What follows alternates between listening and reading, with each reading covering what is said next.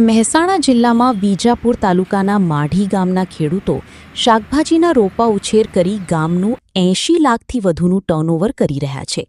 આ ગામના રોપા ગુજરાત સહિત રાજસ્થાન અને મધ્યપ્રદેશમાં પણ વહેંચાઈ રહ્યા છે.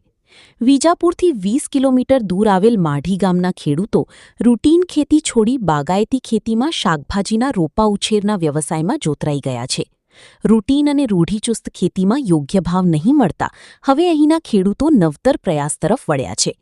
આ ગામના 50% ખેડૂતોએ શાકભાજીના ધરુ ઉછેરની ખેતી શરૂ કરીને મબલક આવક પણ મેળવી રહ્યા છે.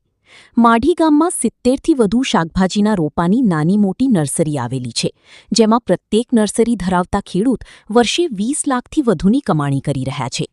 ગુજરાતના 15 જિલ્લાઓમાં તેમજ રાજસ્થાન અને મધ્યપ્રદેશ સુધી આ ગામના રોપા પ્રચલિત છે. આવું જાણીએ શું કહે છે રોપા ઉછેર કરનાર ખેડૂત. મારું નામ પટેલ રાકેશ કુમાર ગોડાભાઈ, ગામ માઢી, તાલુકો વિજાપુર, જિલ્લો મહેસાણા. રાકેશભાઈ, ગામ કેટલા સમયથી આ ધરુની ખેતી કરતું આવ્યું છે અને વિશેષ આ ધરુ ક્યાં સુધી અહીંયાથી પહોંચાડવામાં આવે છે, ક્યાંથી ખેડૂતો અહીંયા લેવા આવે છે?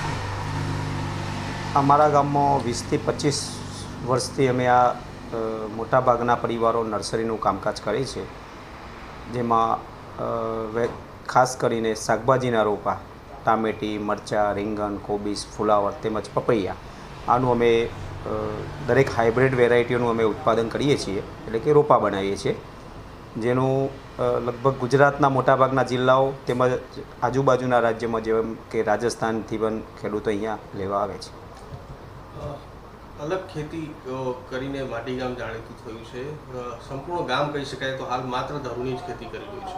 કેટલો આમાં ખેડૂતને આમાં ફાયદો થાય છે, શું કહેશો?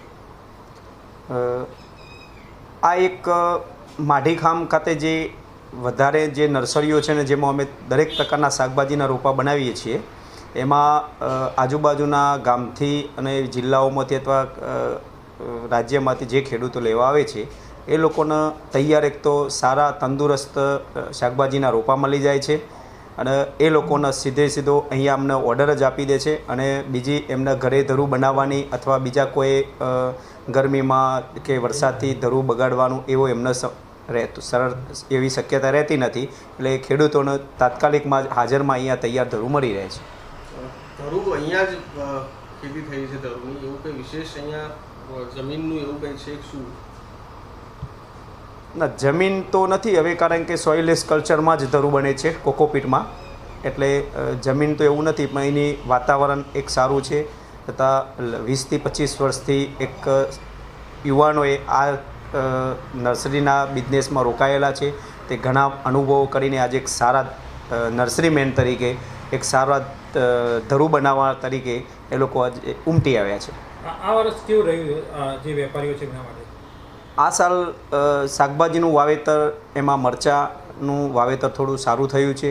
એના અત્યારે ભાવ પણ સારા છે. પાછળ પણ ટામેટી અને મરચાંની અત્યારે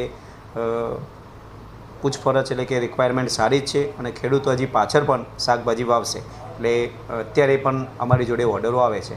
આ વખતે ટર્નઓવર કેટલું હોઈ શકે છે માઢી ગામનું આ જે નર્સરી હોય છે? હવે એક નર્સરીનું ટર્નઓવર 40થી 50 લાખ જેવું, સમથિંગ 40 લાખ જેવું એક નર્સરીનું થાય. એમાં હાઈટેક નર્સરીઓ અત્યારે 20 નર્સરીઓ હાઈટેક છે, એમનું 20થી 25-30 લાખ જેવું ટર્નઓવર થાય. ખાસ વાત કરવામાં આવે તો જે સામાન્ય જે ખેડૂત ખેતી કરતો હોય છે તેમને વીઘે 20થી 25 હજાર રૂપિયા મળતા હોય છે, ત્યારે અહીંયાના ખેડૂતોને કેટલી આવક થતી હશે વર્ષે એક વીઘાથી? અહીંયા વીઘામાંથી 3થી 4 લાખ રૂપિયા આવક થાય, એટલે સારી કહી શકાય છે. સારી કહી શકાય. માળી ગામના ખેડૂતોનો રોપા ઉછેરમાં ઉત્સાહ જોઈ બાગાયત વિભાગ દ્વારા પણ અનેક સેમિનારનું આયોજન કરી પૂરતું ધ્યાન આપી તેમનો ઉત્સાહ વધારવામાં આવે છે અને બનતી તમામ સહાયતા અને સરકાર દ્વારા અપાતી સહાય પણ તેમને સમજાવી મદદરૂપ થવાનો તંત્ર પણ પ્રયાસ કરી રહ્યું છે.